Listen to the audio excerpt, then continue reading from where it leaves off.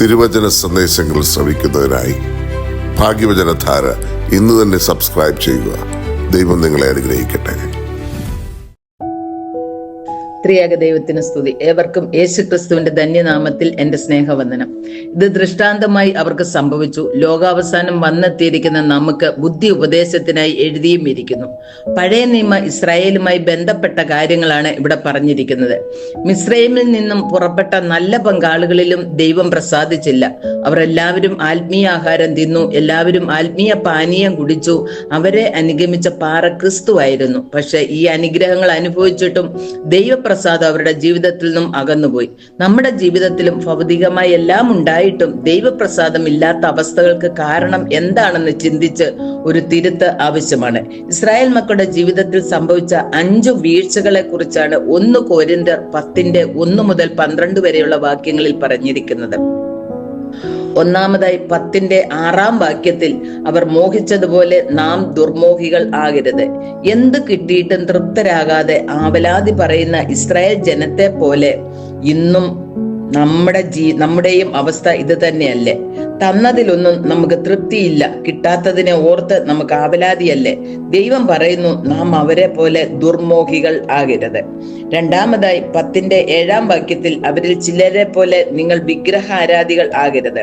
പുറപ്പാട് പുസ്തകം 20:4 വിഗ്രഹം ഉണ്ടാക്കരുത് എന്ന ന്യായപ്രമാണത്തിനെതിരായി മോശയുടെ അഭാവത്തിൽ സ്വർണം കൊണ്ടൊരു കാളക്കുട്ടിയെ ഉണ്ടാക്കി ഇസ്രായേലെ, ഇത് നിന്നെ മിസ്രൈമിൽ നിന്ന് കൊണ്ടുവന്ന നിന്റെ ദൈവം എന്ന് പറഞ്ഞ് അതിന് ഉത്സവം ആചരിക്കുന്നതായി പുറപ്പാട് പുസ്തകം 32:4-5 വാക്യങ്ങളിൽ പറയുന്നു.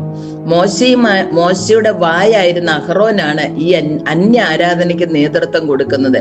എല്ലാ ആരാധനയും ദൈവ ആരാധനയല്ല. എല്ലാ നേതാക്കന്മാരും ആത്മീയരല്ല. യഥാർത്ഥ ആരാധന ദൈവിക വിശുദ്ധിയിലേക്കും ദൈവ ഭയത്തിലേക്കും നമ്മെ നയിക്കുന്നതായിരിക്കണം.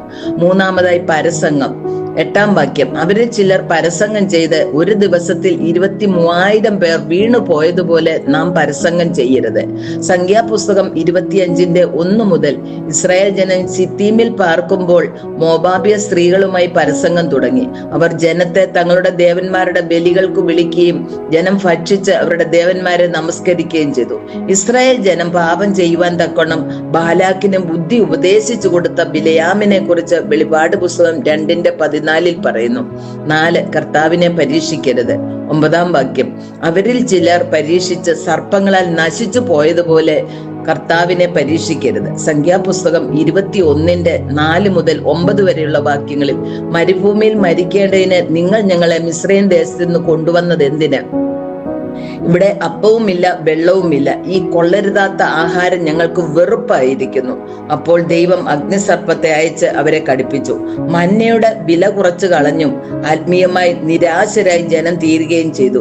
ഇതിനു പരിഹാരമായി എബ്രായ ലേഖനം 12:3 നിങ്ങളുടെ ഉള്ളിൽ ക്ഷീണിച്ചു മടുക്കാതിരിപ്പാൻ പാപികളാൽ തനിക്ക് നേരിട്ട ഇങ്ങനെയുള്ള വിരോധം സഹിച്ചവനെ ധ്യാനിച്ചുകൊള്ളുവാൻ പൗലോസ്ലീഹ നമ്മെ ഉത്ബോധിപ്പിക്കുന്നു. 5 പിറുപിറുപ്പ് 10:10 അവരിൽ ചിലർ പിറുപിറുത്ത് സംഹാരകനാൽ നശിച്ചു പോയതുപോലെ നിങ്ങൾ പിറുപിറുക്കരുത്. 106 സങ്കീർത്തനം 16 മുതൽ 18 വരെ വാക്യങ്ങളിൽ പാളയത്തിൽ വെച്ചവർ മോശയോടും അഹറോനോടും അസൂയപ്പെട്ടു, ഭൂമി പിളർന്നു, ദാഥാനെ വിഴുങ്ങി, അബീരാമിന്റെ കൂട്ടത്തെ മൂടിക്കളഞ്ഞു, അവരുടെ കൂട്ടത്തിൽ തീ കത്തി അജ്ഞാല ദുഷ്ടന്മാരെ ദഹിപ്പിച്ചു കളഞ്ഞു എന്ന് വായിക്കുന്നു. ദൈവത്തിനോടും തന്റെ അഭിഷിക്തന്മാരോടും മറുതലിപ്പാൻ ഇടയാകരുത്. ഇപ്രകാരമുള്ള തെറ്റുകൾ ചെയ്ത് ദൈവകോപത്തിനിടയാതിരിപ്പാൻ ഇത് ദൃഷ്ടാന്തമായി നമുക്കും വെച്ചിരിക്കുന്നു. ദൈവ ഇഷ്ടപ്രകാരം ജീവിക്കുവാനുള്ള പരിശുദ്ധാത്മ കൃപയ്ക്കായി നമുക്ക് പ്രാർത്ഥിക്കാം. ദൈവം നമ്മെ എല്ലാവരെയും അനുഗ്രഹിക്കട്ടെ.